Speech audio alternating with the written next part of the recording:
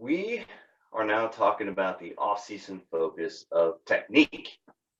Well, in the off-season, now is the time to kind of retreat back a little bit. You're rejuvenating, taking a little less time, not doing the super long workouts, not doing a 6 8 hour bike rides. Hey, unless that's your thing, unless you're out there just doing monster bike rides and you just love to do it, and that's your thing anyway. But typically, as we triathletes go into winter hibernation, and we go into the holidays, we have less time to work with anyway, and most of us are not ramping up for a big race at that point in time anyway. Now's the time to kind of go back a little bit and review, especially if you've had any injuries, you've had any repetitive issues, feet problems, knee problems on the bike, anything that could potentially cause you problems in your next round of training for a big event. Now's the time to kind of fall back and kind of look at those. So specifically, we're going to talk about technique, and especially if you're doing any of my off-season programs or any of my regular training plans. Early on, I have a lot of technique mixed in, but when you're getting into the bulk of the race training, you kind of put that to the side. Hopefully, it's been ingrained a little bit, and then you're doing your more intensive work to get ready for the race and race prep. So longer distance work, less technique, more FTV drills, more power drills, more running sets, more tempo sets, and that type of thing. But off season, now's the time to really focus on those and really dig into them.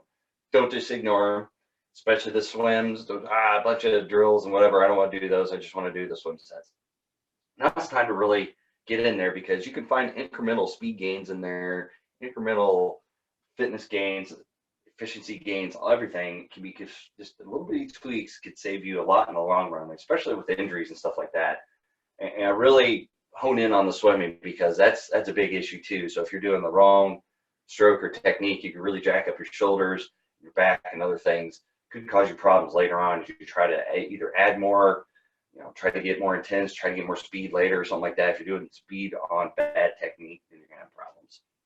The swim specifically, we're looking at drills with paddles, with fins, snorkels, weights, buoys, bands. I put all the toys in there. So if you look at those workouts, especially in the off-season program, you're going to see a lot of those workouts. Paddles are going to help you feel the water when you do your hand entry. It's going to help you add strength on your pull. Fins are going to help you feel where your feet are when you're kicking. Gives you a little bit more speed, especially if you're doing other drills or whatever. You don't have to worry about your feet necessarily or propulsion. Kind of helps you with that. The snorkel is great. You can wear the snorkel and you don't have to come up for air. You can just focus on technique. You can actually kind of look up and watch your hands come in the water because you don't have to worry about getting air. Personally, I still struggle. I breathe through my nose a lot and kind of choke on water, but I'm still working on the snorkel. Weights, I have people drills where I give them to people and athletes where you're holding weights in the hands. You're doing different drills, maybe a one-arm drill holding the weight up front. It helps you purposefully keep that lead arm up front, more towards the surface of the water instead of just putting it in and dragging it and letting it go. Tons of drills with little bitty weights, and I'm not talking about huge 10-pound, 45-pound plates or anything. I'm talking about like 1-pound dumbbells. Buoys. So we go in between your legs. You're trying to immobilize your legs and what effect they have, and you're just totally working on the front half of the body. Bands, where you actually tie your legs together, helps you kind of focus on where you're doing with your core and keeping your rear end up and not having your legs to kick to actually do that. It's very challenging. I know personally I have difficulties doing it, but I throw it in there because it's important. It helps you work, helps you tweak where you need to position your body in that water. And putting these techniques into use now can pay dividends later on when you're doing larger distances of swimming, maybe gain 2 to 3 seconds per 100. Over a short workout, maybe you don't really notice it, but you get those longer workouts, it could be the difference between taking a swim and having to take an hour and 30 or an hour and 20 over a full Ironman distance. So these little techniques and tweaks could be very beneficial on race day. Bike drills, got this one sitting right here. So I love me some one-legged drills. Helps kind of get the deficiencies between one leg and the other. We're all kind of one side dominant, either right side, I'm a righty, or lefty, whatever your side is. Typically, one side's going to be dominant, and you can really see that if you have like power-based pedals. You can see if there's a little bit more push on one side or the other, and you'll kind of probably notice the trend over time. Maybe it's 54% on one side, 46% on the other, but usually you're not going to hit 50-50. So bike drills are great ways to work legs independently so they make sure they're working right. And also the technique drills to get the pull on the backside to use your hamstrings. If you're clipped into your bike, you should be using that pull too. It's not just about pushing on the pedals. It's like pulling on the rear too, as the other one's pushing. So it's a nice smooth flow through the gear. It's not push, push, push, push. It's push, pull, push, pull. It's a nice way to work on your technique to get a little bit more efficiency out of that bike ride. Over 56 miles, 112 miles, that's really going to pay dividends. Work on speed changes, gearing changes. So you're working your bike, and that kind of helps you with maybe climbing hills, climbing mountains, whatever your bike ride is. Switching changes, maybe you have to get around somebody really quick to make a move, and you have to speed up or slow down, but it helps you get those fast twitch fibers in there, really figure it out. And it helps kind of wake them up, so it's not just all slow slogging on the bike. So it's mix it through, doing a little bit of different drills based on speed, based on changing your gears really quick. Also helps you get used to changing your gears, not crossing up your chain, so you throw your chain. So now's the time to start working on stuff like that, because you don't want to be doing a bike climb, shifting your gears, and you're in one ring on one side, one ring on the other, and you shift the front, and then you throw your chain. Trust me, you've done it plenty of times, and doing the drills and techniques will kind of get you in the habit of not doing that. So on race day, it's just second nature that you make sure you're in the right gears. Another one key is staying in aero, especially for us doing the longer distances and you got your time trial bike or you've got clip-on aero bars. Tendency is to be on side and you're just kind of maybe hanging out on the drop bars, and it's just really not that big of a deal. And you're just kind of, maybe you're sitting up doing stuff. I know personally my warm up, I'm kind of thumbing through, checking emails and anything that's going on. Then I get into my bike ride. But staying in aero is key. Even if you have to do 10 minutes on, 10 minutes off, something like that, just to make sure that you're staying in aero. You know, maybe from those little bit longer zone 2 rides, maybe you're up to 90 minutes, 2 hours, kind of on the weekends.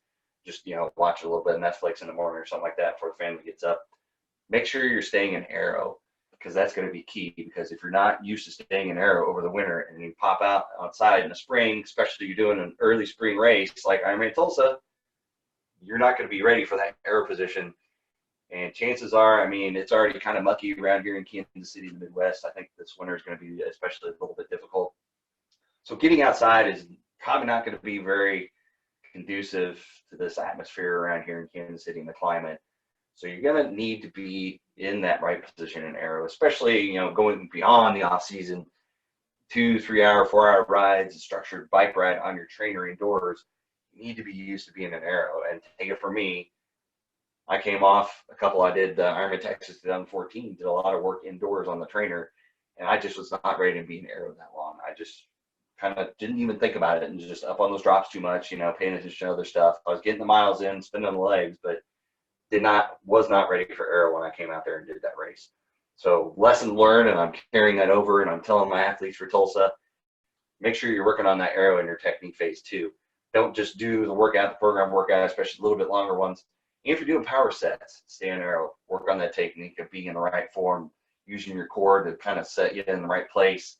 And I kind of talked before, you know, the off season's a good time to go back and check your form, maybe get fitted to your bike a little better if you had issues, something like that. Or if you're getting a new bike, get all of that set up. So make sure you're working technique on what you think you're going to be doing for race day as far as your bike setup and everything. The run, doing lots of different things. We're doing pickup intervals to kind of work those faster muscle fibers. We're doing quick feet drills. I have little ladders you put on the ground and you do little quick feet drills. You maybe even look into doing some off-season sports. You know, don't be a one sport athlete. You know, everything you read these days for kids, they're telling them to go out and do different sports. If basketball is your thing, don't just do basketball all the time. Do a little crossover, do a little other soccer, basketball, volleyball. You know, if those things are something you used to do, now in the off-season, it's time to pick them up. You know, I would say, you know, try to avoid injury or anything like that, obviously, but go out and do a adult pickup league of soccer, basketball, volleyball, something where you have to work your feet and you're working those fast movements and stuff like that. In basketball, you have to be up on your feet. Soccer, obviously, you're using your feet and your legs. So pick up an off-season sport and really get working on getting those feet moving. And it's not just slogging through and shuffling your feet. It's about getting those feet and learning how to pick them up and do a full stride or something like that. And usually in sports, you're doing sprint, and you're running full speed, you're picking your legs up, and it's not the slog that we kind of end up doing on our long runs and other type of runs. So the run drills are in there too. Again, don't ignore them, especially in the strength sessions. There's some different techniques and stuff that'll work on your stabilizer muscles. So You've got some work on some stabilizer muscles in those programs. Fix dominant side issues. So like we said, with the swim, especially with paddles, there's one-arm drills. Bilateral breathing on the swim. That's a key time to work on it too, because I always preach bilateral breathing to my athletes, because you don't want to be fixed to one side. If you got the sun in your face, you got the surf in your face, it just, or wind throwing little waves in your face. If you can't breathe on one side, you're gonna have problems. Siding, anything like that. If a rope's on one side and you're siding it, even in shorter races, make sure you can bilateral breathe, and these drills will help you do that. Work on your stabilizer muscles. So that's what these drills will also do for technique. Help you kind of engage those, especially the speed drills and things like that. Work those muscles that you're not really used to and get you going. And where maybe in the past for your race training, you're used to kind of slow twitch and you're kind of like just slogging along, but this stuff will get you moving and wake up those muscles. So become more efficient. I talked about that through all of them. Stave off fatigue longer. So the more efficient you are over time, you're not going to use as much energy. You're not going to stress your muscles as much. You're going to have more to last longer. So maybe you did a full Ironman last year and you're doing Tulsa this year. Maybe the goal is at mile 14, you kind of fell apart. Maybe you make it to mile 20. Incremental goals, it's okay to have those. Maybe make a mile 20, and then it's kind of a little bit more of the shuffle walk. But any technique that we can use to improve ourselves, to be more efficient over a longer distance, even a half Ironman distance, even the Olympic distance, to avoid the feet shuffling at the end, or if you've got good bike turnover, you got just a little bit extra you're using your hamstrings for, so you're not burning the quads as much for your run. Anything you could do, swim, bike, or run, to stave off fatigue in the muscles by being more efficient, hey man, you're ahead of the game and you got a great opportunity. And you can also help with better body position. So like I said, I kind of mentioned, bike fit, maybe the run or something like that, when you're lifting your knees up, it's just better body position. So you're not leaning over or kind of tilted over to hips, or you're not kind of leaning over or shuffle your shoulders on the bike or anything like that. It's opportunities to work on getting in a good body position to do all these techniques, because you got to focus on it all, where your body's at. You got to be cognizant and know where your hands are, where your feet are at, where your knees are at. You need to focus on that stuff. Don't just do the workouts. Don't just tune out, put your headphones on or watch TV and just be like, I did the intervals, I'm good. Make sure you're really focusing on these workouts and really getting the use out of those drills. Almost in the off season, I'd rather see people do the drills than just the main running or swim or bike sets. And we can all swim, bike, and run for the most part. I know I'm still working on swim personally, and I know a lot of the people, swim's kind of not their thing, but at this point we can kind of do them all. But the key is to do them well, especially in the off season. If you've gotten to a point where 2009 was pretty good, or 2019 was pretty good, and you want 2020 to be up here, now's the time to make some incremental gains early on, to where you're at a kind of better trajectory for your ramp up to your race. Like I said, especially Ironman Tulsa, it's coming up in May. When we hit January, we're going to be full bore in the race season mode, getting ready, starting to ramp up the distances and intensities and all that good stuff. So at that point, we're going to be backing off the technique stuff. So now is the time to really work on that stuff. And especially any strength sessions you got in there, there's going to be stuff that addresses this, the dominant side issues, bilateral stuff. Just make sure that you're not just blowing it off, just doing, I'm just going to do swim, bike, and run and do volume, I'll be good to go. That's not going to get you where you want to go starting on the race plan, especially, like I keep hammering home, Ironman Tulsa, Ironman Texas, those early season races. St. George is a little bit early. Well, actually, that's April, so that's early too. So now's the time to really get in those, really fix any issues you got going on. Do you think you maybe have a hitch in your giddy up or something like that? Lionel Sanders is a little limp on his run. All it was is just focusing on a little bit of technique so you could be able to hold a better run for him longer. So there it is. Technique focus off-season program. As always, any questions, send me a message and I will get back to you.